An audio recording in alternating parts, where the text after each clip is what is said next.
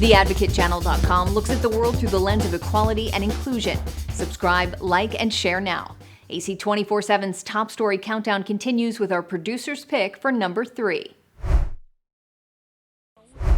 This Venezuelan family of 5 is safe for now. Before arriving to a shelter in the Panamanian capital, they crossed the perilous Darien Gap, a jungle region connecting Colombia with Panama, to escape the financial crisis in their home country.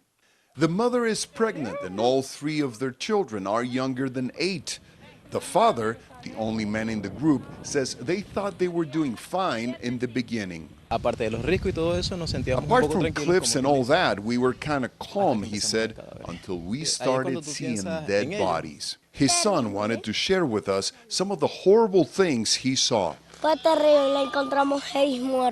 It was terrible, he said. We found 6 dead bodies. The deadly dangers his family saw are nothing new at the Darien Gap, as many migrants have also reported seeing or being victim to homicides, robberies, and sexual violence along the route.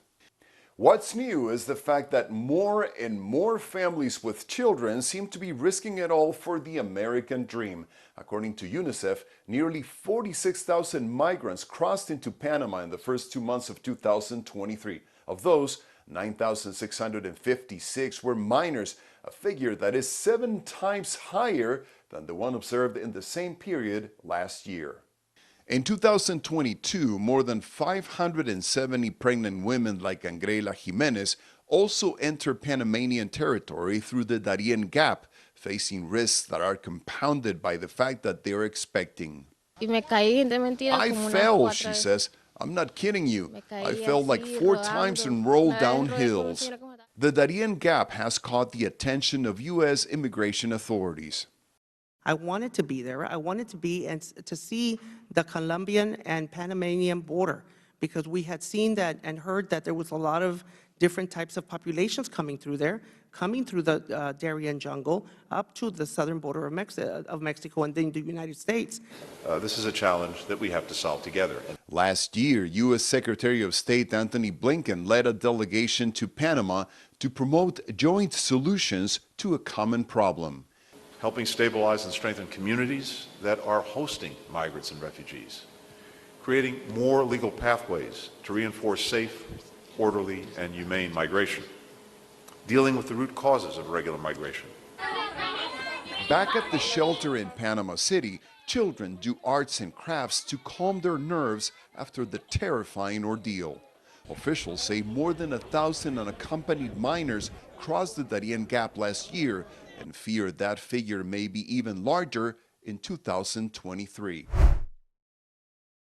Like the Advocate Channel on Facebook for the best way to get updates on stories that advocate for equality, justice, our rights, and more. AC 24/7 continues with today's top 2 pick. Braddock, Pennsylvania, an old steel town east of Pittsburgh, once booming, now struggling. I got it. It's where you might find 83-year-old Guy Rocco volunteering at the Free Store. It's the town's Take What You Need charity store, started 10 years ago by Giselle Fetterman, wife of the town's former mayor, current Pennsylvania Democratic Senator John Fetterman. I wish everyone could know him like I do. He'll never change. He'll always be the most authentic representative anyone's ever had. Rocco's passion even led him to the campaign trail. The Fettermans are truly special.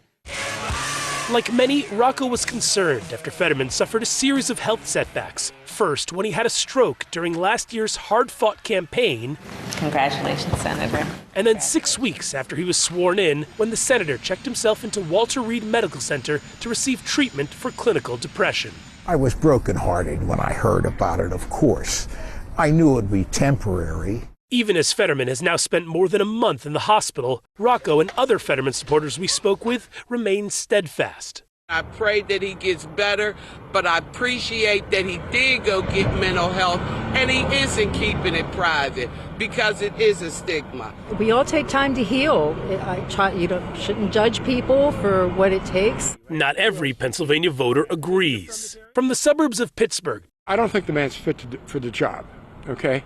And it may be that he doesn't have the cognitive ability also. Is there anything you think he could do to kind of assure you that he can handle the job? He could resign and turn it over to somebody who is physically fit to handle the job.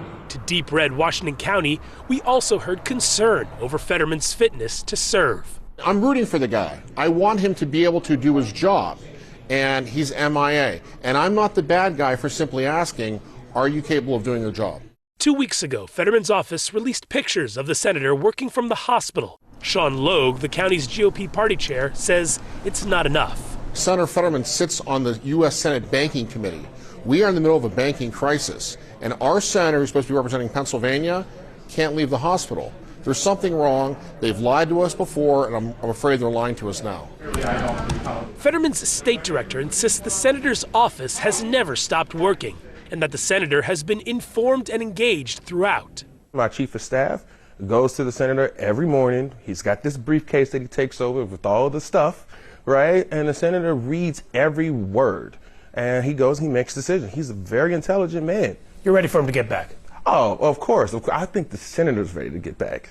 Guy Rocco is also ready. He showed us a photo he says Giselle Fetterman recently texted to him, the couple smiling outside of the hospital. This smile is for you proof that the Fetterman you know is coming back. Is back, right.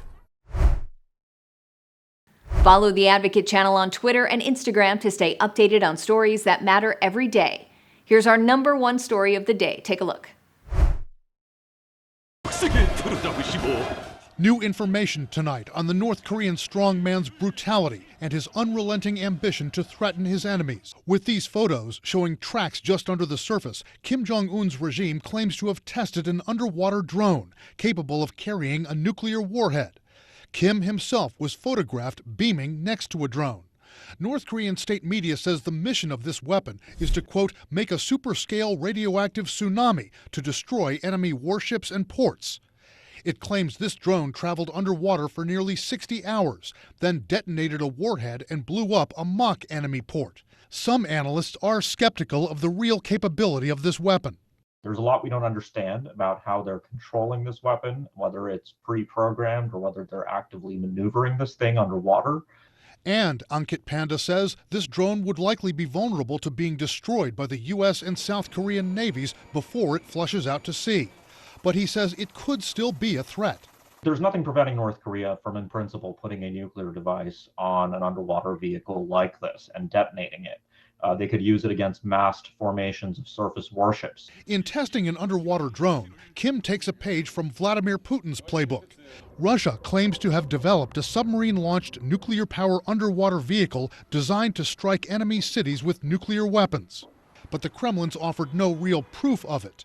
In recent days, Kim has apparently been successful in testing another menacing weapon. From mobile launchers, North Korea fired off long-range nuclear-capable cruise missiles. Eye-catching video shows the missiles hugging coastlines and mountains. These aircraft fly fairly low, and if they will be nuclear armed, that's going to present, I think, a substantial challenge for missile defense and warning in Northeast Asia. This comes as a new report from human rights watchdog group Korea Future details barbarous conditions inside Kim's network of prisons. What it says was a pattern of summary executions, torture, rape, and starvation. At least one prisoner, it said, was forced to eat cockroaches and rodents to survive.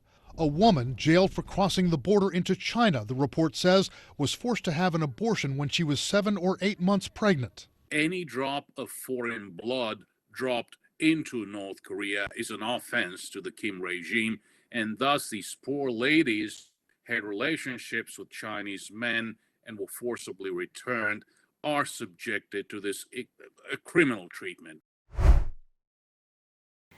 Thanks for watching the Advocate Channel's top stories. We're on Facebook, Twitter, TikTok, and YouTube. Follow, like, and share, or check out advocatechannel.com for even more stories that advocate for you.